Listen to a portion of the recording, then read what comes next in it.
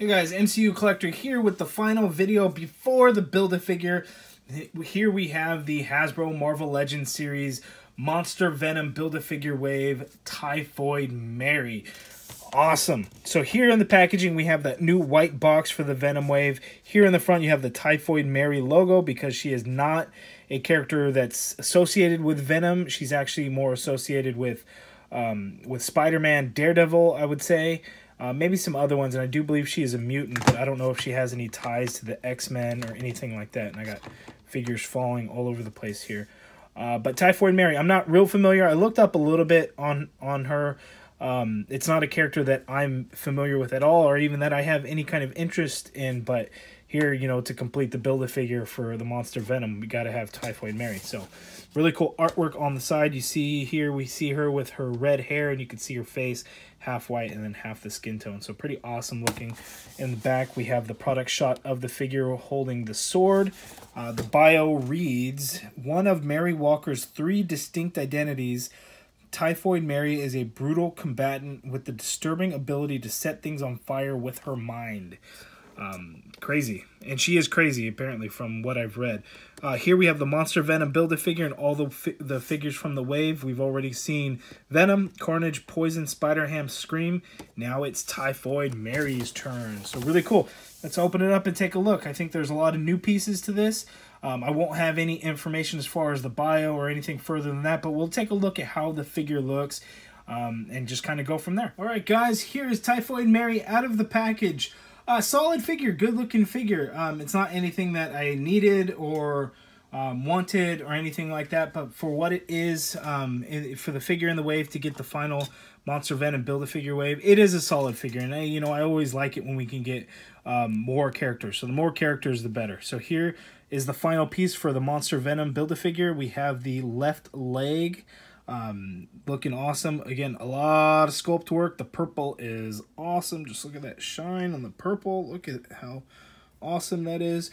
Really cool. So the next video will be putting together that Monster Venom Build-A-Figure and checking out all the articulation and excited for that. But let's go over Typhoid Mary. So as far as accessories, she comes with this sword. This is the same katana that we see multiple times with Blade, with Deadpool.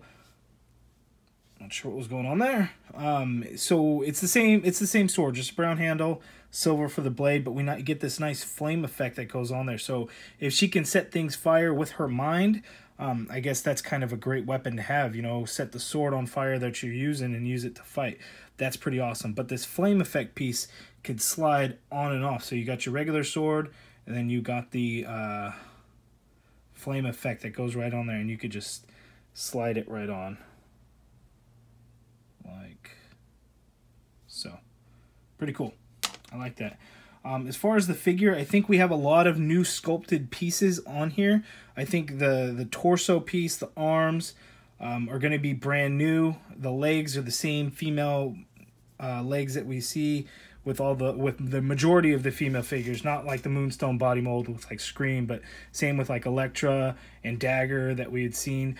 But the torso is definitely new. At first I thought maybe it's kind of like the Scarlet Witch one, but I know movie figures, they don't really kind of mix those up. And then this belt piece, because this torso is all one piece, it's not something that I ever recall seeing. You could see that there's some nice sculpt work in there with the belt. There's a lot of lines and holes in the belt, and it's painted brown. You got the black for the pants already there, silver for the buckle. The paint came out okay for the most part along that waistline. Nothing to really complain about there. And then the brown goes throughout the rest of the figure, and she's got pockets in the back. Really cool. So this jacket is new. It's got these weird, huge shoulder pad things to them. They don't really move around or anything like that. And if you pop the arms off, maybe you can get these off, but it's not something I would recommend or anything like that. She has this collar piece that's around her neck. Let's see if we pop the head off, and that head doesn't want to come off. So I'm not going to pull that head off if it doesn't want to come off. I'm sure there's a way, if you were to heat it up, you could probably get it off, because it actually seems like it's a little loose on there because it's got all kinds of pivot, and usually heads don't pivot so much. But really cool. Here's a close-up of her head. You have one side that's just painted white, And then the other side, which is the skin tone, looking very clean. The eyes came out looking very clean. I really like the way the eyes look. The lipstick on her lips came out clean. That white line down the middle of her face came out very clean as well. So Hasbro had some good paint apps going there for her face. Her hair is just in a burgundy color. There's no wash or any kind of additional paint in there. It's just kind of this flat burgundy red color. Not bad. The arms, these could be the same as Jessica Jones. I could be, because it's the jacketed arms. I'd have to double check. Off the top of my head, I'm not sure. But typical female figure, you only get the one single jointed elbow. And that's like hardly any articulation there. You don't even get a full 90 degrees, which is too bad. The paint along the legs, she has these like the fishnet stocking look, which is cool. And then, you know, what would be tears in that. So you could see the skin color of her leg kind of showing through. It's a nice touch. The black lines for the fishnet stocking came out pretty clean, and then the skin tone, it comes out looking clean. It just, they're kind of, you know, perfect, like ovals and clean lines. If they're real tears, they shouldn't. Maybe if they had some jagged lines in there, it'd be pretty cool. But you know, I can't expect too much. And then the right leg is just all black. There's nothing going for it. And then she has these floating boot pieces to kind of give it that boot look for her feet. So really cool. Going over the articulation, she can look all the way down, which is awesome. She's not going to look up because the hair is really going to get in the way. The shoulders go out all the way, so surprisingly those shoulder pads are not going to hinder that at all, but you're not going to get the full rotation because of those shoulder pads there.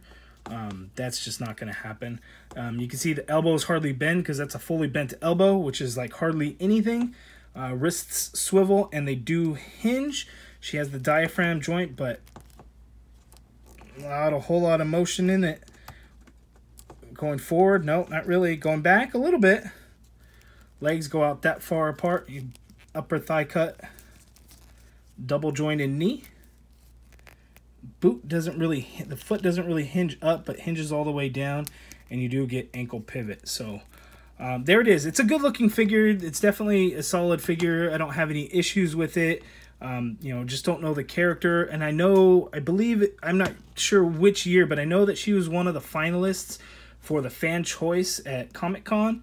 I think she was runner-up one year or something, but I know she's been in that poll, and they release all the figures eventually at some point from that poll, not just the winner's choice, but all the figures do get chosen.